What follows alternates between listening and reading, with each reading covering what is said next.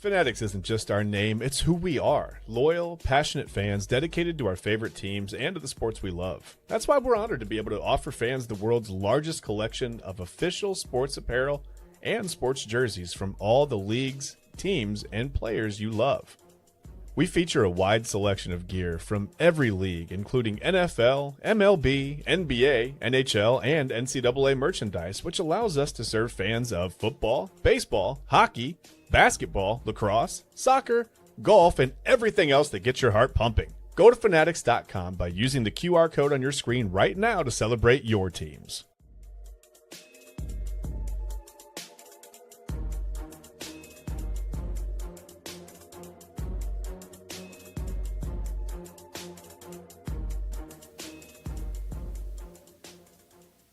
And welcome in, everybody, to another episode of Inside Edge Primetime here on the Inside Edge Network. Chad Bryan to my right, your left. I am Eli Moon, and welcome in to a Thursday edition of Primetime here on the Inside Edge Network. A very busy Thursday, a lot to talk about here before we send you on with our weekend programming here on the Inside Edge Network.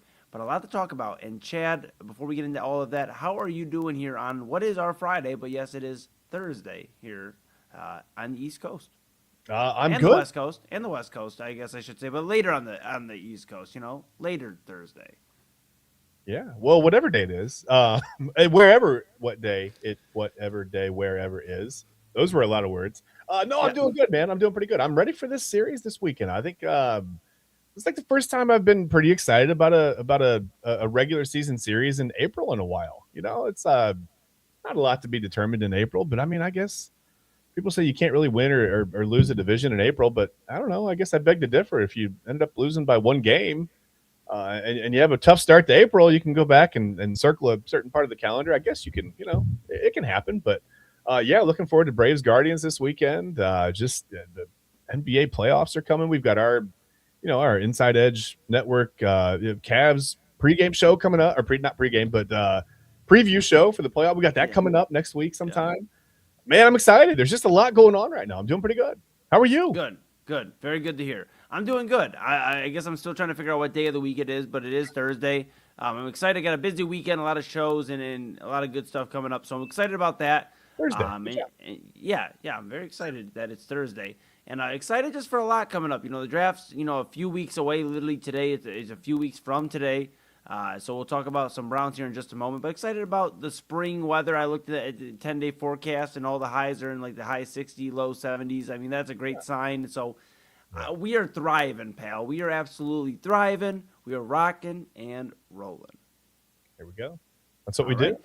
Yeah, you're dang right. And now, I'll tell you a team that I'm not always positive they're rocking and rolling. I don't know where you really want to start, but it's our beloved Cleveland Browns. Oh, no.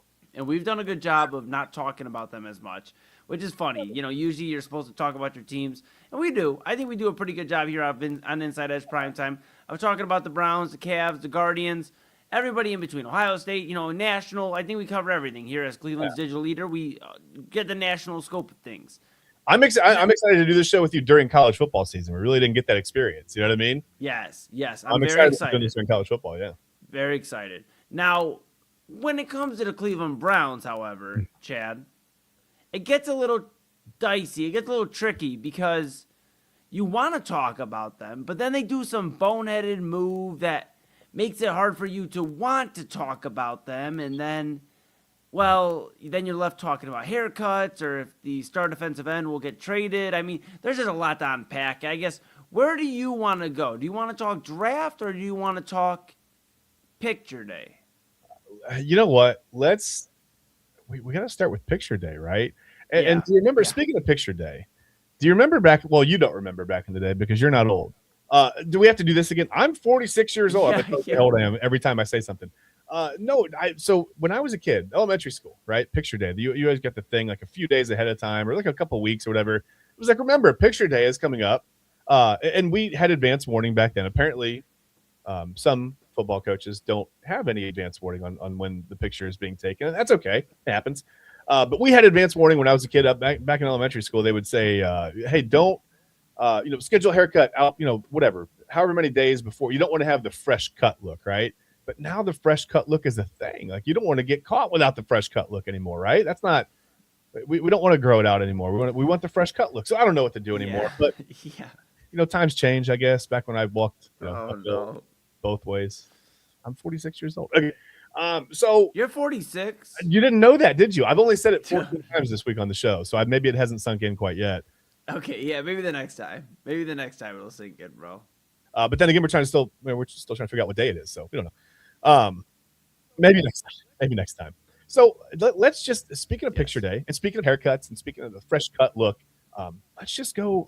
I don't think anyone can tell this story better than our own Cleveland Browns head coach Todd Monken, right? Yeah, no, I think Todd Monken would paint the story pretty well here. Let's take a look. Let's take a look. There was much ado about nothing with the coach's photo last week. Then why are you asking it? Sean McVay wasn't in there.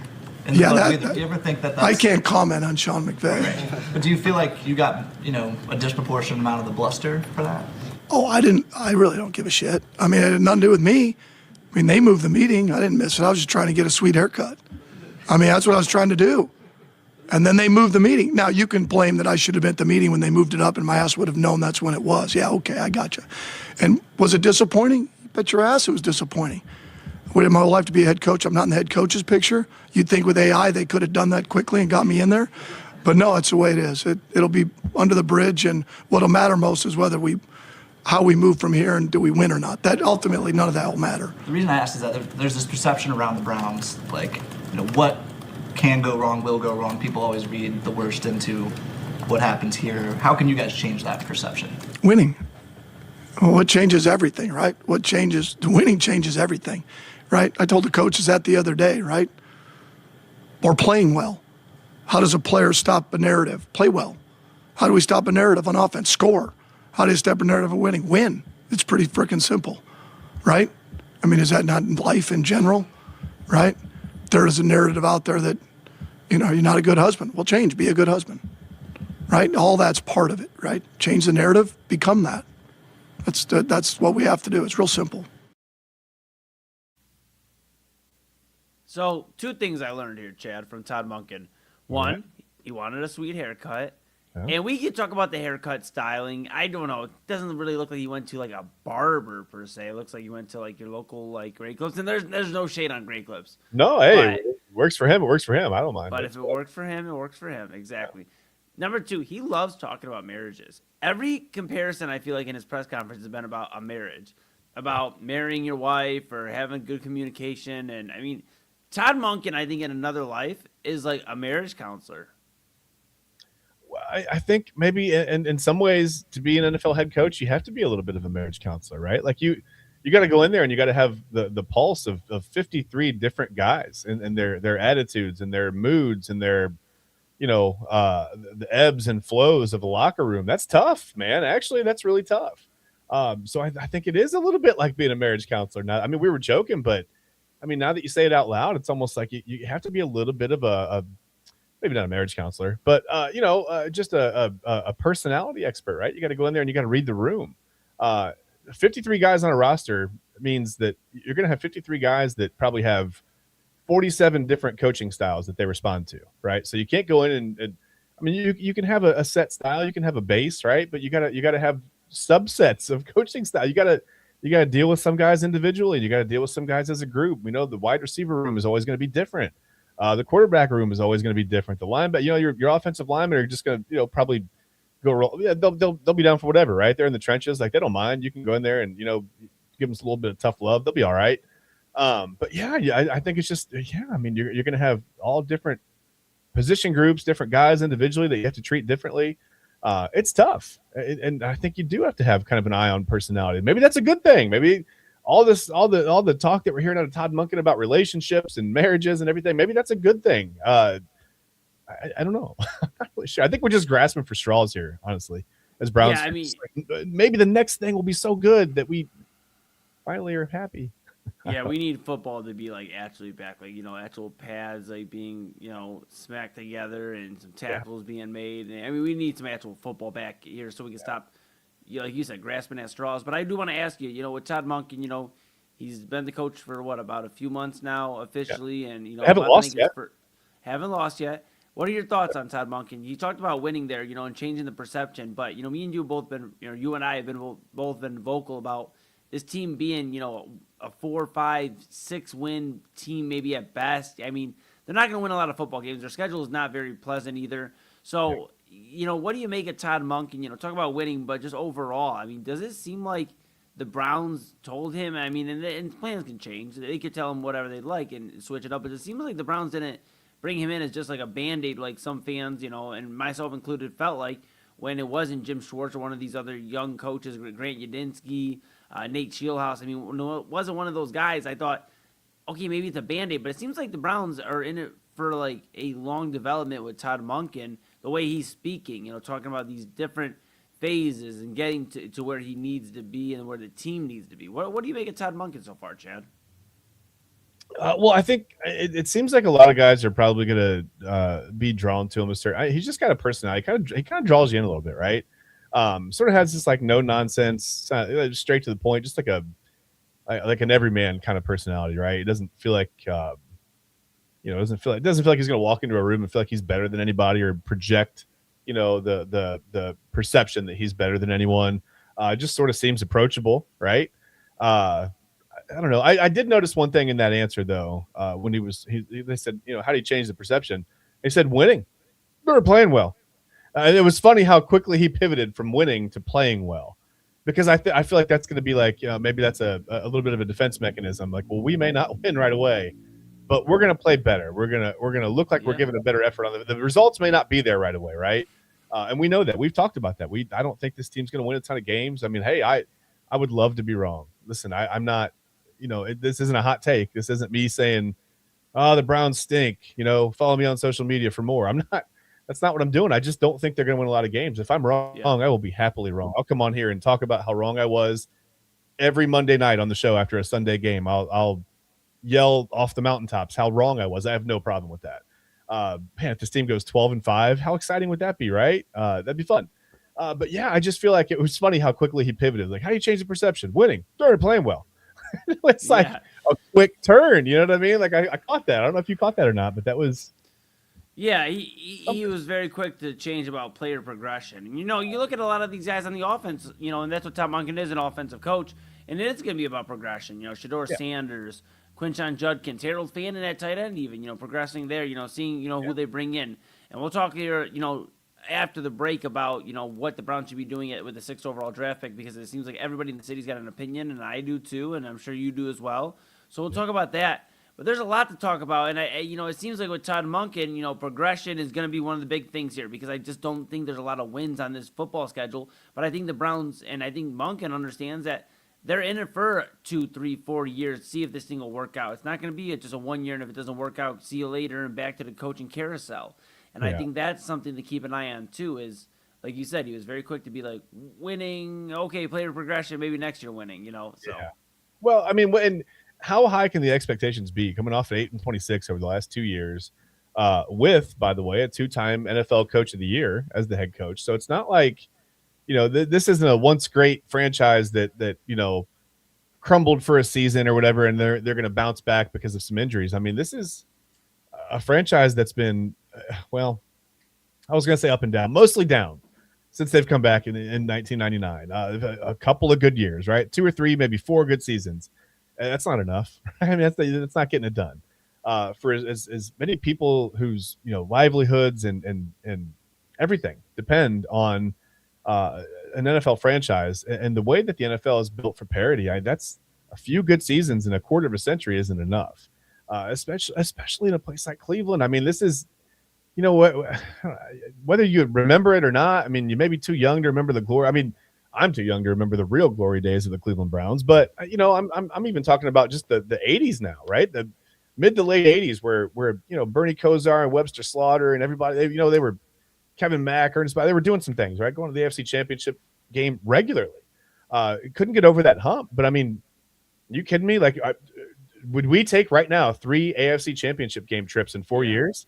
Absolutely, we would, right? And maybe after the third one, we'd get a little sick of it. Maybe we'd go, come on, guys, like, we got to do what it takes to get to the Super. Like, this is getting ridiculous. And maybe we'd get a little tired of that because it's, we're a little bit of a, I don't know. We want things, we want them right now, right? We don't want to see that progression. But I mean, that would be extremely successful over what we've seen over the last 26 years, right?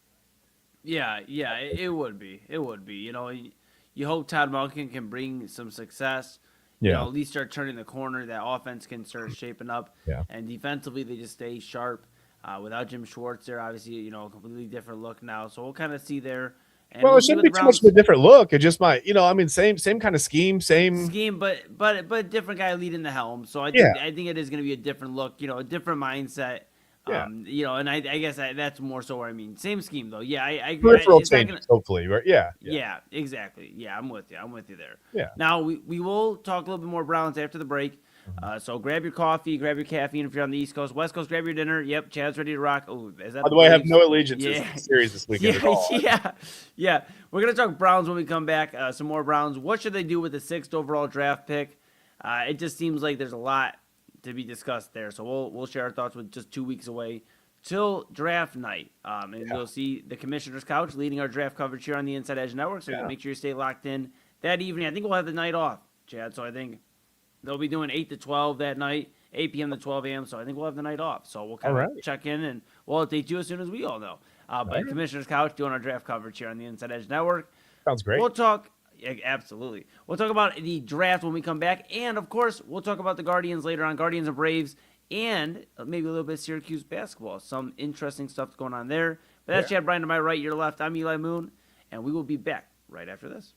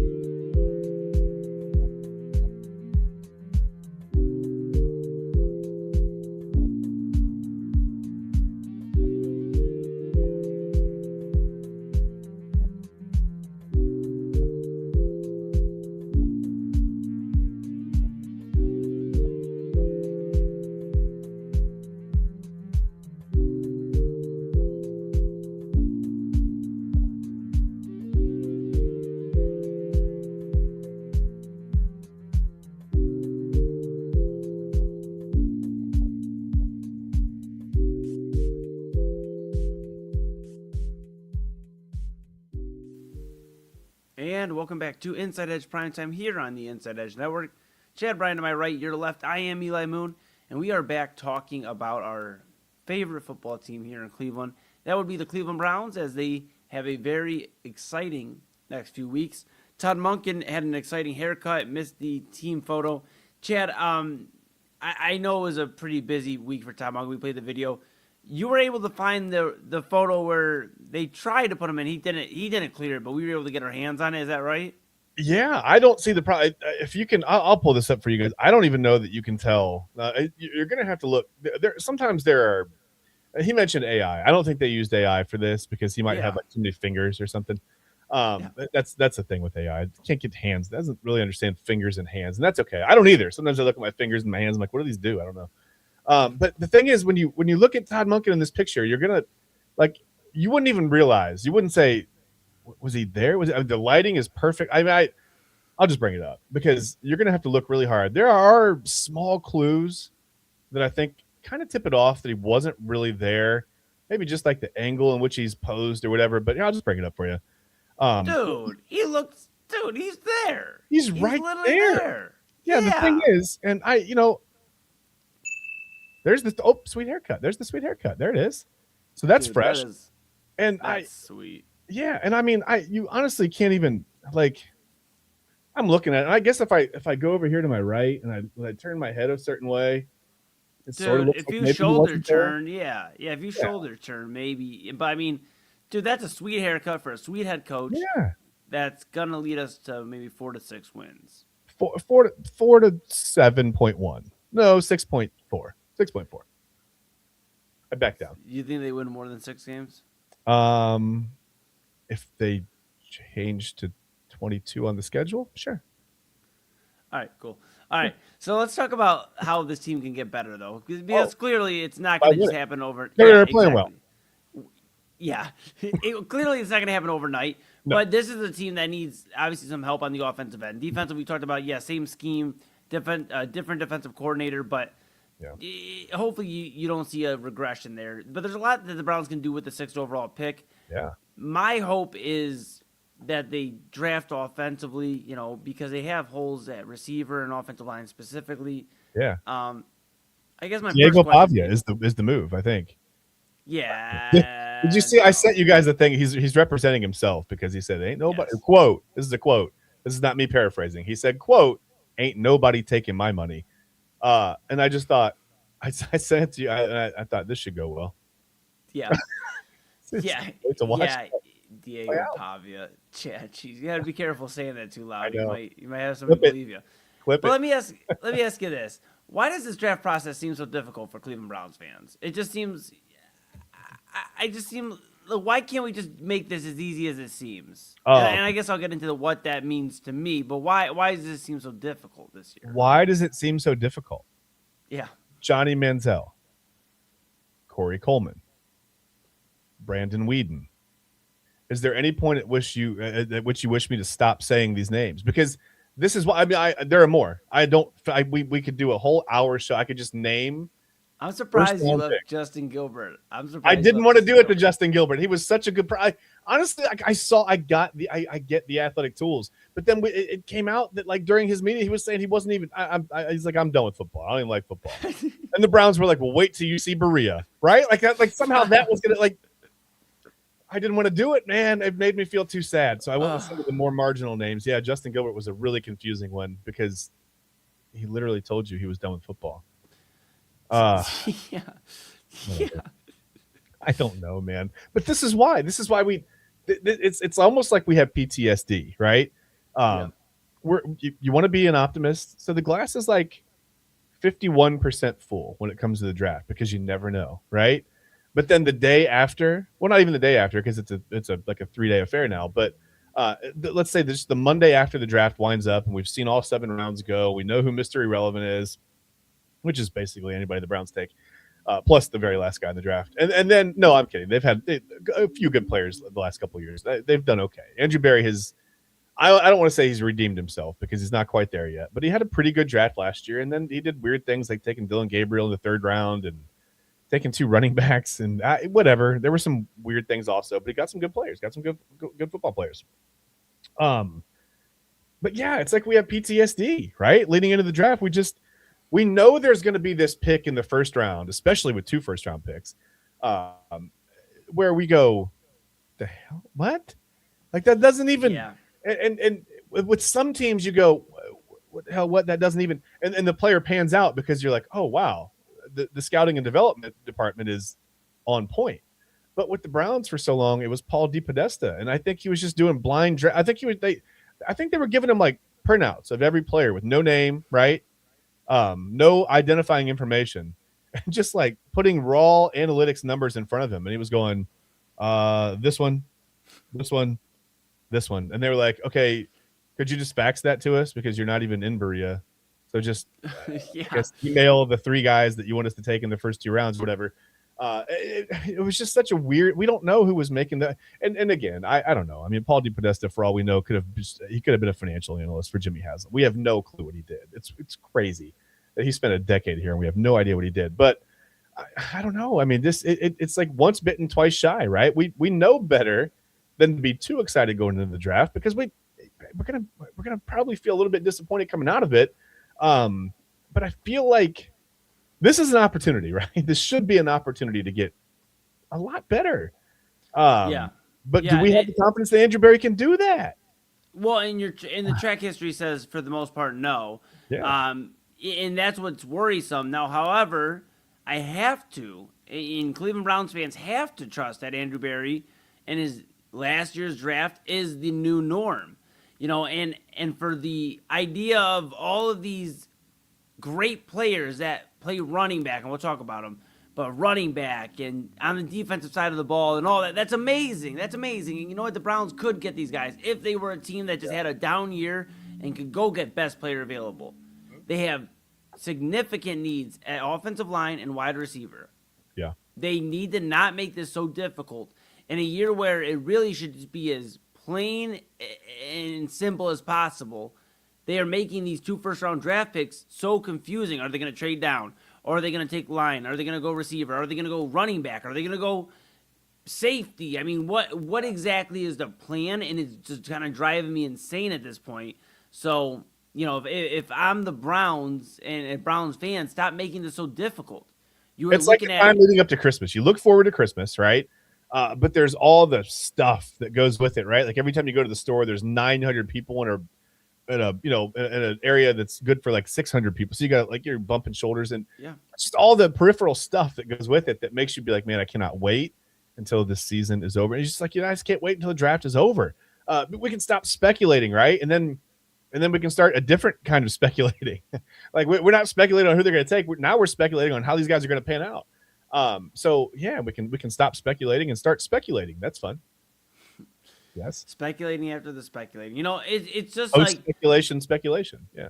And I've talked to people, that I trust when it comes to like knowledge in football. And, I've done my own looking around, and Carmelo Tate seems to be emerging as wide receiver 1 in this class. And whether you're in love with him or Jordan Tyson, those seem to be the top 2 guys at receiver if you're going to take one of the top 10. Yeah. If he doesn't fall, or if he doesn't go to the New York Jets, Carmelo Tate should be the guy that the Browns are running to take with the 6th overall pick. That's in the second question. What should the Cleveland Browns do with the 6th overall pick? To me, it's pretty simple. If Carmelo Tate's there, you take him. He has the highest floor. He has maybe not the highest of ceilings, but you're going to get a good pro. And right now, the Browns don't have a guy that is for sure a guy that can go get 1,000 yards. Jerry Jeudy, there's flashes of it. Yeah. You're just not seeing it in a full season. And maybe a wide receiver too, it helps out. But I think Carmelo Tate is the guy. And unless you like Jordan Tyson more, then you take Jordan Tyson. But you're not in a position to go get Jeremiah Love. I keep hearing this all around. Jeremiah Love or Caleb Downs. Look, I think Caleb Downs would be like giving us an extra Thanos Infinity Stone on one that we already have all the Infinity Stones for. I mean, yes, Jeremiah Love would be awesome. Falls off. Yeah, right. Right. Jeremiah Love would be awesome. Yeah. If we didn't just draft Quinshon Judkins and already trying to progress the running back room. Yeah. You have to go get a receiver. The only way I'm okay with them not drafting Carmelo Tate or Jordan Tyson at 6 is if they get an offensive lineman. I keep hearing the talk of Dallas trading up. I'm okay with it if you believe, you know what, our guy is there at 12 and Tate or Tyson's falling. But the idea that Casey Concepcion or some of these other guys that are around, Denzel Boston, all these other guys, I'm not falling for the hype that the Browns can sort that out and get a diamond in the rough. I know teams can find that. The Cleveland Browns have not been able to do that, especially at wide receiver, especially in the Andrew Berry regime. I'm not trusting it. I'm not. You mentioned Corey Coleman. I still have flashbacks, really bad flashbacks of Corey Coleman draft night. It's really bad, Chad. I don't really enjoy thinking of those moments or any of these moments where the Browns have tried to be the smartest in the room. Julio Jones went on to have a great Hall of Fame career, and I know the Browns got Alex Mack that same draft. I get it. Yeah. But Julio Jones is one of the greatest receivers of my generation, and I feel like he has had an incredible run, and the Browns messed that up, and I don't want them to mess this up. We look back at the 6th overall pick again, and we move off of getting a generational wide receiver talent, whether it is Carnell Tate, and he evolves to more than we're even thinking he could be, or if it is Jordan Tyson. I'm not dealing with the what-ifs anymore. Well, it's just like you said, it's so safe. I mean, Ohio State wide receivers have had such a strong track record of performing just after they've left Ohio State recently that it would almost – and even if, like, let's say you take Carnell Tate, right, at 6, and he only proves to be he only has 4,000 or 5,000 yard seasons in his entire career. Okay. I mean, I've heard people say, well, he just doesn't seem like every other year kind of a guy, whatever. It would be so much better than what they have on the roster right now. And let's say he only proves himself worthy of, by the end of his career of being like a top 25 pick. It's not that big of a miss, right? You still have a game changer. And I want to ask you something. They take Carnell Tate. Okay. And I'm fine with it. I like Carnell Tate a lot. I've had a chance to watch him, very up close, right, for the past couple of years, whatever, in Ohio State and Columbus. And I just want to know, like, if Jerry Jeudy's sticking around, he's going to be on this roster. How do you think that affects Jerry Jeudy? If they take Carnell Tate, is he right away wide receiver 1? Does Jeudy go to wide receiver 2? Psychologically, where does that leave Jerry Jeudy? Because does that engage him more? Is it like, okay, like we're stacking on this offense, or is he looking at like, man, I'm not even the guy here anymore? Like what? Like get me out. It has to be a battle to begin with. I mean, but Carnell Tate's, the Browns' first-round draft pick. Jerry Jeudy was the first-round draft pick of Denver. Yeah. So it's completely different. But Jerry Judy's going to continue to get paid.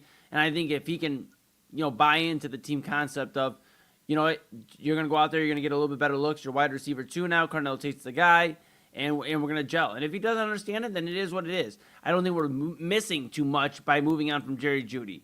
I mean, we take a bit of a cap hit, and then we move on. I mean, but I that's think really you put yourself right back in the situation you were just in, though. Now you've got, again, one good wide receiver here and another guy gone. I know Judy's been rough the last couple of years. They're a rebuilding team, though, Chad. Yeah. So at the end of the day, if Jerry Judy's not buying in, then you got to just move on. I don't think you're losing too much if you were to be like, I don't want to be wide receiver 2. Okay, then I guess Isaiah Bond's going to get a few more looks this year, and we're going to see what we got to do in the next offseason, because this is a multi-offseason type of rebuild for the Cleveland Browns that everybody wants to keep dancing around. I don't think we do, but a lot of people dance around the word rebuild when it comes to the Browns, because we've heard it so many times. But this is a rebuild, whether people want to admit it or not. This is a rebuild for the Cleveland Browns. Yeah, you don't reload and retool off 8 and 26. That's not. Sure don't. You've got to rebuild it. Yeah. Sure don't. Yeah. Exactly, pal. Well, we'll kind of keep an eye on that with the Cleveland Browns. We got Guardians and some Syracuse basketball to talk about when we come back. Before we go to break, though, we want to talk about go.rallyup.com/musicmentors2026. For those wondering what that is us, the Inside Edge Network, partnering up with Mentor High School, the 2026 Music Mentors School Scholarship Program raffle. That's by donating to the link. Music Mentors, that's a nonprofit booster organization. They serve the Mentor public school bands at Memorial Middle School, Shore Middle School, and Mentor High School. And the Music Mentors organization, they consist of parents, teachers, students. They all work together to promote music in the schools. Music Mentors, they support Mentor High School's Fighting Cardinal Marching Band, and it's 175 students. Now, 100% of the proceeds are going to go from this fundraiser to the Music Mentor Scholarship Program, which provides scholarships for our band seniors. So go ahead to go.rallyup.com/musicmentors2026. Donate and win cool prizes at the 2026 Music Mentors Scholarship Program raffle. Yes. Chad, how cool is that? Fine arts, please. Yes. I love it. I love it. As somebody is a music man myself, support the fine arts. Me and Pop Moon were just talking about, my sister played the clarinet growing up, and we all played I played the bass drum, and instruments cost so much. Being able to help in any way you can, it's just pretty remarkable. So Yeah, truly. absolutely.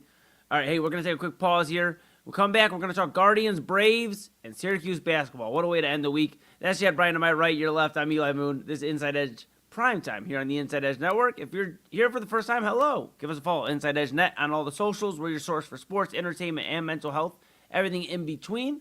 And if you've been following us since September, we appreciate your continued support. We're back for one final segment after this.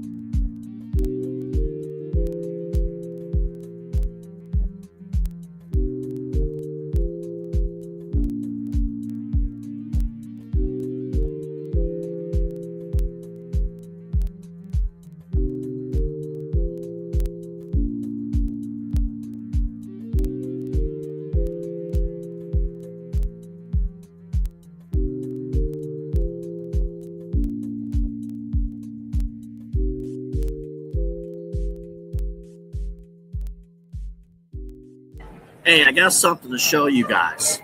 Take a look. It is spring. Happy spring to all of you. Take a look at what we have here for you from AlleyRoseFragrances.com. Beautiful spring scent candles here for you. Hand poured with premium fragrance and essential oils. How about this? Our coconut soy wax candles bring fresh, uplifting spring scents to your home. Made with clean, natural ingredients, they're a mindful choice for sensitive spaces and those who love effortless seasonal fragrances. You got to check it out right now. There's the soft bloom and the lemon bar candles, all healthy ingredients, all from AlleyRoseFragrances.com. And if you're a first-time customer, use the promo code InsideEdge20. That's InsideEdge20. Get this for yourself, for your friends, family, everyone. You want a good smelling home, AlleyRoseFragrances.com will make it happen. Again, AlleyRoseFragrances.com. Get the new spring candles. And when you order, if you're a first-time customer, InsideEdge20 is the promo code. Clean energy, bold flavors, no jitters. See why people won't shut up about Dubby. Clean energy, no jitters or crash. Helps you lock in and focus. Over 15 absolute fire flavors to choose from. Visit Dubby.gg and use promo code InsideEdge10. Whether you're searching for a baseball autographed by your favorite World Series slugger, a signed football by an iconic Hall of Famer, or the jersey of a world-famous soccer star, you've come to the right place. Here at sportsmemorabilia.com, the web's leading source of authentic sports memorabilia, you'll find more than 500,000 authentic products from nearly every professional sports league, team, and player. Not only will you find your next prized sports possession with ease thanks to superb customer service and tremendous site experience, but you'll have the satisfaction and peace of mind that every product listed comes complete with a certificate of authenticity and is fully backed by the sportsmemorabilia.com lifetime authenticity guarantee. Mosser Moments Photography is a husband and wife wedding photography team based in Cleveland, owned and operated by Ryan and Hallie Mosser. For the past 10 years, they've captured more than 100 weddings across Northeast Ohio and beyond, always working together as a true two-person team. Their style centers on authentic, emotional storytelling, documenting the real moments between two people in love and creating images that feel natural, comfortable, and true to the couple. Rooted in Northern Ohio, but inspired by their travels, Ryan and Hallie bring a warm, personal approach to every wedding day. Their work blends experience, consistency, and a genuine passion for helping couples relive their best day through timeless photography. Learn more at MosserMomentsPhotography.com.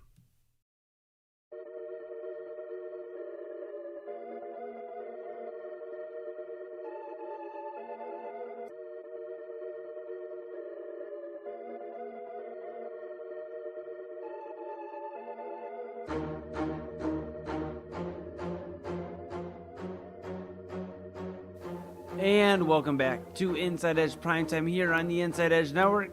Chad Bryan to my right, your left, and I'm Eli Moon. We're back for a final segment, a very quick run here with you to a little bit past 11 o'clock to put a bow on this primetime week. We'll start in New York, Syracuse University to be exact, as Carmelo Anthony's son, Kiyan Anthony, he has decided to return for his sophomore season under new head coach Jerry McNamara, who is a champion with Carmelo Anthony, won the national championship with Syracuse back in 2003 with Carmelo Anthony, Kiyan's dad. So I think it's interesting he returned. He had an all right, freshman year. It was quiet. He played a lot off the bench.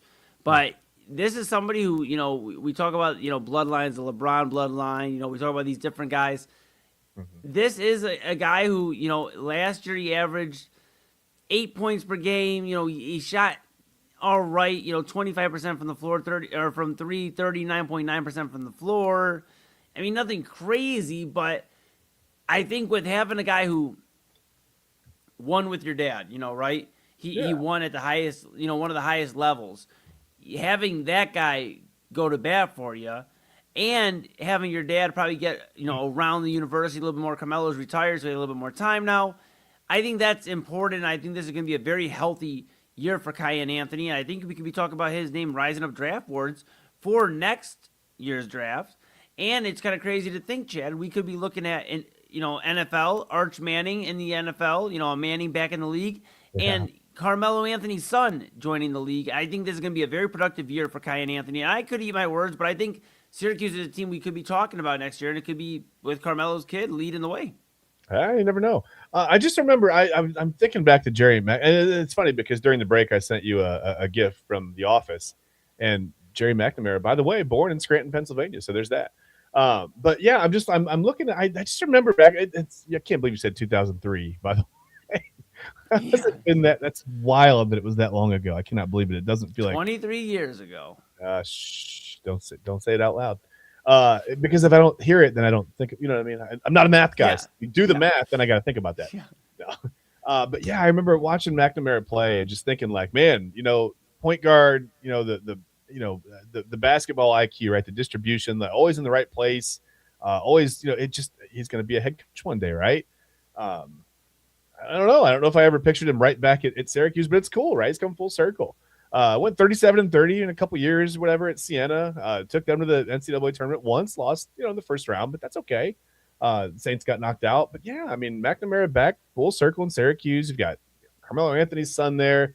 It would be a feel-good story, right? It would be fun to watch. I mean, something I always liked about Syracuse. I don't know what it is. I don't know if it's the Jim Brown. I'm not really sure. I don't know what it is. I think it's the mascot. It's just the orange. Yeah, it's the orange, little fella.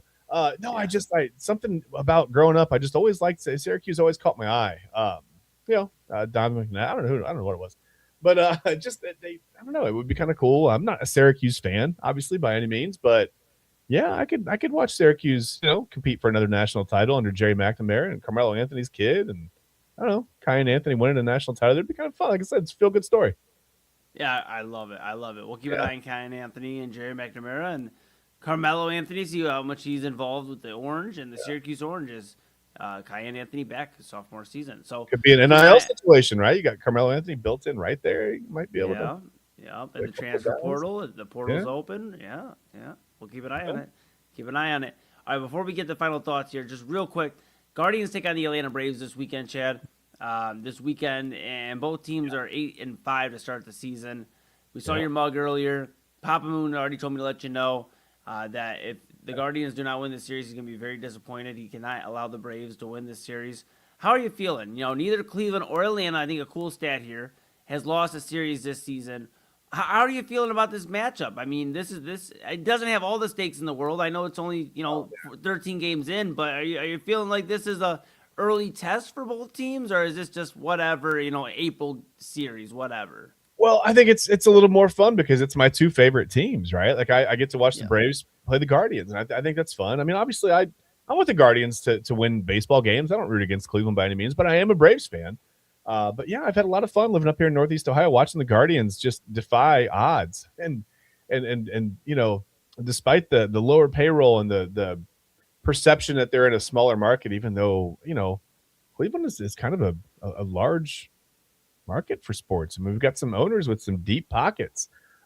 Jimmy Haslam, the Browns, the Cavs. We've got Dan Gilbert. There's a lot of money. There's a lot of money that's openly flying around, and then you've got the Guardians who don't throw money the same way. They've got to be a little more reserved for whatever reason with the Dolans. That's okay. I don't know if it's okay. Whatever you think about it is what you think about it. It's your opinion. It's fine. But it's the situation, right? It is what it is. Yeah. So that's just like your opinion, man. It's just like your opinion. This aggression will not stand, man. But yeah, I think that this is going to be a good series. I mean, I know you look at the power rankings and the Guardians are like inexplicably like 18th, 20th, 21st, whatever. Yeah. I get it. The offense isn't there yet, but I mean, this is typical for a Guardians team in April.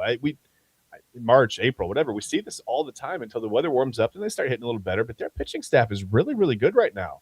They lead the league in a couple of stats. The Braves pitching staff leads the league in a couple other stats. The Guardians are pretty good in 2-1 in one-run games. The Braves are still kind of trending downward from last year. I think they started off like 1-9 last year in one-run games, and they're 0-2 this year in one-run games. So they still haven't quite figured out how to win a close game, and the Guardians have the ability to keep it close with the pitching staff. So I think that favors Cleveland a little bit, right? The Braves are playing really well. They've outscored their opponents by as of last night. they were tied with the Dodgers in run differential. It's probably a little bit different after tonight. Man, I don't know, a couple games in the league, whatever. I haven't looked at the stats tonight, the full team stats, but I wouldn't be surprised at all to see the Guardians take 2 of 3 in Atlanta. I really wouldn't be surprised by that at all. I mean, the Guardians are a good baseball team, and here's the thing: you go down to Atlanta, the weather's warmer, right? Does that help the Guardians bats wake up a little bit? I mean, you've got Chase DeLauder leading the league in everything right now. Yeah. He and Drake Baldwin for the Braves both are among the league leaders in home runs. They both have 5. There are 4 guys with 5 home runs in Major League Baseball right now. I think Drake Baldwin leads the league in RBIs. Chase DeLauder's right there with 15. Baldwin has 17. I mean, they've got some guys. And by the way, Ronald Acuna Jr. is not really hitting for the Braves yet. And that's what worries me. That's what I was just about to bring up. Batting 204, I believe, on the year. Yet to go, for the long ball, a home run yet on the year. And that's what worries me is like he's one of the X factors in this series. Yeah, and he's one of the X factors in this series. Braves fresh off a fight. Me and Pops watched John Boy Media break down the entire fight with Soler and Lopez. I mean, what a fight. But I think if Acuna gets going, it could be a long series for the Guardians, and that's what you hope. The pitching staff can shut that down. Austin Riley shut that down. Ozzie Albies, those guys. That's what you hope. And you hope that DeLauder can continue swinging, hitting the cover off the ball. Quan gets going more and more. Jose Ramirez gets going. Manzardo can get above 100 batting average. I mean, those are things you hope for in this series. Is it going to make or break you? No. But would you like to keep your winning ways going, especially into a series against St. Louis next, who's an up-and-down team? Yeah, absolutely, if you're the Guardians. Absolutely. And if you're the Braves, you want to continue to ride the hot hand right now. You're 8-5. Chad, you've stressed about the injuries with this pitching staff. Yeah. So if they can continue to stay hot, then they're going to put themselves in a prime position to be buyers at the deadline, maybe add an extra arm. And, you look at the Guardians, they're kind of in the same boat, especially with the lockout. December 1st, we'll kind of know. It seems like, this is your last chance before 2027 to go win a World Series and upset the Dodgers, who seem a little more susceptible. Yes, they're hitting the cover off the ball, but there's games where they're duking it out early, so we'll kind of keep an eye on that too. By the way, the pitching matchup tomorrow night, Slade Ciccone versus Bryce Elder. Bryce Elder for the Braves still with a 0.00 ERA on the season. So, again, the Braves pitching staff getting it done, 2.04 ERA as a team. So right now they're getting it done, but, who knows? Like I said, the Guardians are coming down there. Weather's a little bit warmer. Maybe they get the bats going. Maybe they're the first team to really hit the Braves hard over a series. I mean, as I've said, I wouldn't be surprised to see anything out of this series. I wouldn't be surprised to see one team sweep another. I don't think it's necessarily a lock just because the power rankings tell me that the Braves are here and the Guardians are there, that the Braves are just automatically going to sweep this series or take 2 or 3. I wouldn't be surprised at all to see the Guardians win the series. So yeah, 100%. 100%, pal. It's going to be an interesting series that's going on all weekend long in Atlanta, and then the Guards go to St. Louis, so we'll keep an eye on that. Another thing we'll keep an eye on, we'll be talking about next week on Primetime, is the Cavs and the playoffs preview, as we talked about, coming up next week at some point. We'll announce that, but Monday we'll be talking about maybe who the Cavs are going to be playing in the postseason. It looks like Toronto's going to dictate if they can get the 5th seed, and that it could be the Cavs' first-round matchup. So we'll kind of keep an eye on that. Big game going on. Obviously tomorrow with the Cavs in Atlanta, so we'll keep an eye on all that. And, that's going to do it here for Primetime. We're going to get to some final thoughts before we do put a bow on this week of Inside Edge Primetime. Chad, would you like to go first and give some final thoughts to the people out there? I think I want to hear you go first tonight, Eli. I think I'm going to make you go first because here's what I do. I prepare for the show, and then you go, we're going to get to some final thoughts, and I go, crap. And here's me every night. Did I forget to think of a final thought? Yes, I did. So that's me every night. So I'm going to let you go first. I'm going to piggyback off of you tonight. How about that? Well, I don't have a super long one here, so I would start getting some preparation in. But I would say just enjoy the weekend. Like I said yesterday, it's going to be a nice weather. Go out and see a show. Go out and do something fun. Go out, see a movie. Go do something.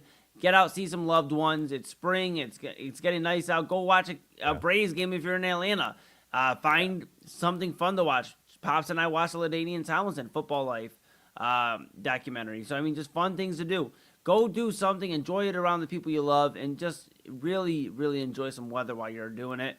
I'll be around shows all weekend and staying busy. And, of course, we have a busy weekend here with Inside Edge Network programming. Chad, TK, Ryan Mosser, Papa Moon, Robert Zicki, W. Anthony Alford, and myself. So we got a lot of different characters, different personalities here on the Inside Edge Network. Give us a follow, Inside Edge Net. And yeah, that's what I got for you, Chad. That's my final thoughts. What do you got, pal? Fair enough. I would say, listen, the weather's getting nicer. Go out and no, that's what you said. First of all, I would say this: as you think about the Browns and Todd Monken's sweet haircut, and the coach's picture, and listen, I know a lot of people say, and I've seen this comment a lot, and I kind of agree. It does feel it's like the same. Maybe not the same exact thing, but it's like the same brand, right? It feels like Brandon Weeden getting caught under the flag for the opener, right? It's like, oh no, it's not a good omen. Whatever, you missed the coach's picture. It's like, how long are you even going to be there? Whatever. Just remember that as you go into the draft and maybe you have a little PTSD, maybe you feel a little apprehension as far as what Andrew Berry and company might do. Maybe more aptly speaking, what Jimmy Haslam tells Andrew Berry to do in the draft. Just remember that there can be a little bit of excitement, because after all, I think Real Talk with Papa Moon summed it up best right here in the comments, Eli. It's the Browns Super Bowl every year. Yes, you're right. Our Super Bowl happens at the end of April, and that's it. Just is what it is, right? Like, this is what we look forward to. It's how we're going to build this room, that room, the quarterback room, the offensive line, the wide. And as I say it out loud, I realize there's so many holes that it's just don't overthink it. We don't want the Browns to overthink it, right? We just go get the best players where you need really good players. It doesn't matter if you're going to be able to utilize them to their full potential this next season, right? Because that's the thing about an NFL rookie contract. They're here for 5 years. You've got 5 years to build this thing, and you start doing it now. You don't wait until, well, I mean, we'll see what Arch Manning looks like, and maybe Lenora Sellers has a nice year, and I don't know. What if so and so? I just okay. Dante Moore. What if he just breathe and go get the best players, right, that are out there that are available where you need to have good players, wide receivers, offensive linemen. You don't need to overthink this. Don't be the smartest guy in the room. Just be the most common sense guy in the room. And I think, you just kind of maybe follow the Ravens and the Steelers model of drafting. Just go get a really good guy where you need a really good guy. It's not that difficult, right? Yeah. Right? Yeah. I love it, pal. I love it. Well, hey, we'll try to make some more sense of it next Monday. We're back here 10 to 11 p.m. Inside Edge Primetime on the Inside Edge Network. Mic check, take two with you 7 p.m. tomorrow here on the Inside Edge Network. So give us a follow, Inside Edge Net, like I said. And thank you for choosing us as your source of sports, entertainment, mental health, and everything in between. We're here in Cleveland, Ohio. We appreciate you so much. So for Chad Bryan to my right, your left, I am Eli Moon. It has been a pleasure, as always, speaking with all of you out there for another week. We'll be back with you Monday. Like I said, great weekend of programming. Mic check, take two, Illegal Formation, Sunday Sports Show, Real Talk with Papa Moon, the main event, a lot of great stuff.